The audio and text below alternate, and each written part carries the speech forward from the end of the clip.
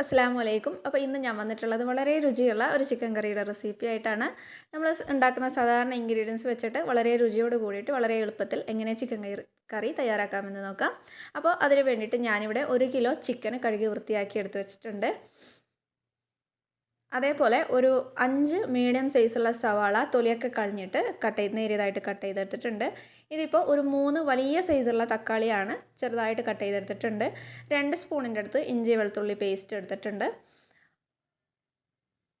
ഇനി കുറച്ച് മല്ലിയില ഇതേപോലെ കുറച്ച് മതി കേട്ടോ, കുറച്ച് കട്ട് ചെയ്തെടുത്തിട്ടുണ്ട്. അതേപോലെ ഒരു 3 വലിയ പച്ചമുളകും കുറച്ച് കറിവേപ്പിലയും കൂടി എടുത്തിട്ടുണ്ട്.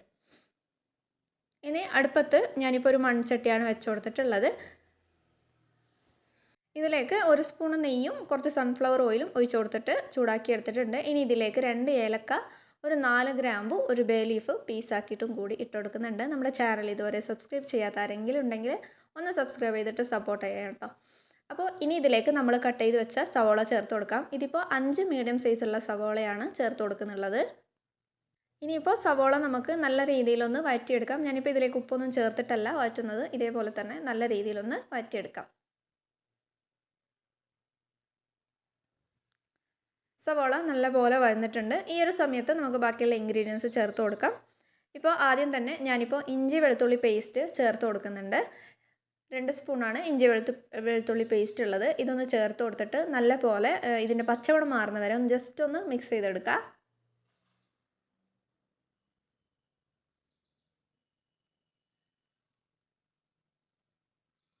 ഇനി ഇതിൻ്റെ പച്ചമണമൊക്കെ മാറി വന്നതിന് ശേഷം നമ്മൾ നേരത്തെ മാറ്റി വെച്ച കറിവേപ്പിലയും ഒരു 3 പച്ചമുളക് കട്ട് ചെയ്തതും കൂടി ഇതിലേക്ക് ഇട്ട് കൊടുക്കാം. ഇതൊന്ന് ജസ്റ്റ് മിക്സ് ചെയ്തെടുക്കുന്നുണ്ട് കേട്ടോ. മിക്സ് ചെയ്തില്ലെങ്കിലും പ്രശ്നമൊന്നുമില്ല. നമുക്ക് ഇതിൻ്റെ കൂടെ തന്നെ തക്കാളിയും ബാക്കിയുള്ളതൊക്കെ ചേർത്ത് കൊടുക്കാം. ഇനി ഇതിലേക്ക് നമ്മൾ കട്ട് ചെയ്ത് വെച്ച 3 വലിയ തക്കാളി ചേർത്ത് കൊടുക്കാം. പിന്നെ നേരത്തെ മാറ്റി വെച്ച കുറച്ച് മല്ലിയിലയും കൂടി ചേർത്ത് കൊടുക്കാം. ഇതിപ്പോൾ ഞാൻ കുറച്ച് മല്ലിയില എടുത്തിട്ടുള്ളത്. ഇവിടുത്തെ മല്ലിയിലക്ക് ഭയങ്കര ഒരു പച്ചമണമാണ്, അതുകൊണ്ടാണ് ഞാൻ കുറച്ച് എടുത്തിട്ടുള്ളത് കേട്ടോ. നിങ്ങൾക്ക് വേണമെങ്കിൽ കൂടുതൽ എടുക്കാം. അപ്പോൾ ഇതൊക്കെ കൂടെ ഒന്ന് മിക്സ് ചെയ്തിട്ട് എടുക്കുന്നുണ്ട്. നല്ലപോലെ വഴന്ന് വരേണ്ട ആവശ്യമില്ല, ജസ്റ്റ് ഒന്ന് മിക്സ് ചെയ്തെടുത്താൽ മതി. ഇതിലേക്ക് നമുക്ക് പൊടികൾ ചേർത്ത് കൊടുക്കാം. 1 ടീസ്പൂണിൻ്റെ അടുത്ത് മഞ്ഞൾപ്പൊടി ചേർക്കുന്നുണ്ട്. 2 ടീസ്പൂണായിട്ട് അതേപോലെ ഗരം മസാല ചേർത്ത് കൊടുക്കുന്നുണ്ട്. മഞ്ഞൾപ്പൊടിയും ടീസ്പൂണാണ് ചേർത്ത് കൊടുത്തിട്ടുള്ളത്. ഇനി ഇതേപോലെ ഇതിൻ്റെ പച്ചമണം ഒന്ന് പൊടിയൊക്കെ ഒന്ന് പച്ചമണം മാറുന്നവരെ ജസ്റ്റ് ഒന്ന് മിക്സ് ചെയ്തിട്ട് ഒന്ന് വഴറ്റാം.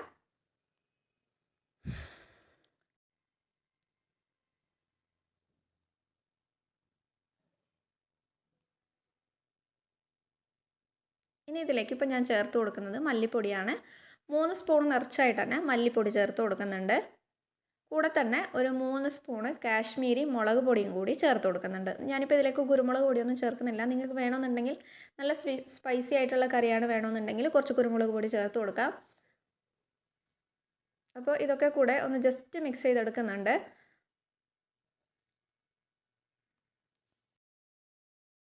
ഇനി ഇതിലേക്ക് ഞാനിപ്പോൾ ചിക്കൻ ചേർത്ത് കൊടുക്കുകയാണ്. ഞാനിപ്പോൾ 1 കിലോ ചിക്കനാണ് എടുത്തിട്ടുള്ളത്. അപ്പോൾ വലിയ പീസായിട്ട് തന്നെയാണ് കട്ട് ചെയ്തെടുത്തിട്ടുള്ളത്.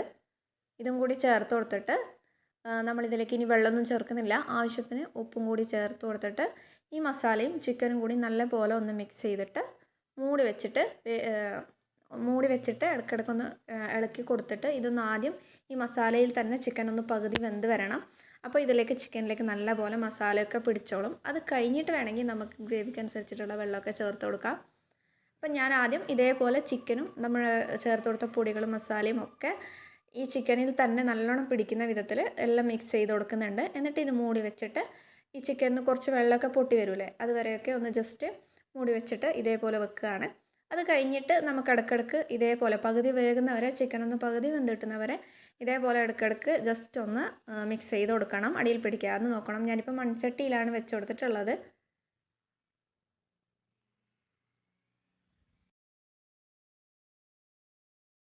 ഇതിപ്പോൾ ഏകദേശം ചിക്കന് പകുതി വെന്ത് വന്നിട്ടുണ്ട്. ഈ ഒരു സമയത്ത് നമുക്ക് ഗ്രേവിക്ക് അനുസരിച്ചിട്ടുള്ള വെള്ളം ചേർത്ത് കൊടുക്കാം. അതേപോലെ നിങ്ങൾക്ക് ഉപ്പ് ചേർത്ത് കൊടുക്കാം. ഉപ്പ് മതിയായിട്ടില്ലെങ്കിൽ ഉപ്പ് ചേർത്ത് കൊടുക്കാം. എരിവ് മതിയായിട്ടില്ലെങ്കിൽ കുറച്ച് കുരുമുളക് പൊടിയൊക്കെ ചേർത്ത് കൊടുക്കാം. അപ്പോൾ ഇതേപോലെ എല്ലാം മിക്സ് ചെയ്തിട്ട് നല്ല പോലെ ചിക്കൻ വെന്ത് വരുന്നവരെ നമുക്കിത് മൂടി വെച്ചിട്ട് വേവിച്ചെടുക്കാം. ഇത്രയേ ഉള്ളൂ. അപ്പോൾ എല്ലാവരും ഒന്ന് ഇതുവരെ ഇതേപോലെ ഒന്നും ചെയ്യാത്തവരാണെങ്കിൽ ഒന്ന് ട്രൈ ചെയ്ത് നോക്കാം. നല്ല ടേസ്റ്റി ആയിട്ടുള്ള കറിയാണ് കേട്ടോ. അപ്പോൾ മൺചട്ടിയിൽ വെക്കുന്നതുകൊണ്ട് തന്നെ അതിനൊരു പ്രത്യേക മണവും ടേസ്റ്റൊക്കെ ഉണ്ട്. അപ്പോൾ ഇതേപോലെ മൂടി വെച്ചിട്ട് നല്ലപോലെ വെന്ത് വരുന്നവരെ നമുക്കൊന്ന് ഇത് വെച്ച് കൊടുത്താൽ മതി. അപ്പോൾ ഇതേപോലെ ചിക്കനൊക്കെ വെന്ത് വന്നിട്ടുണ്ട്. എന്തായാലും നിങ്ങൾക്ക് വീഡിയോ ഇഷ്ടപ്പെട്ടെന്ന് കരുതുന്നു. ഇഷ്ടപ്പെട്ടാൽ തീർച്ചയായിട്ടും ലൈക്ക് ചെയ്യാൻ വേണ്ടിയിട്ട് മറക്കരുത്.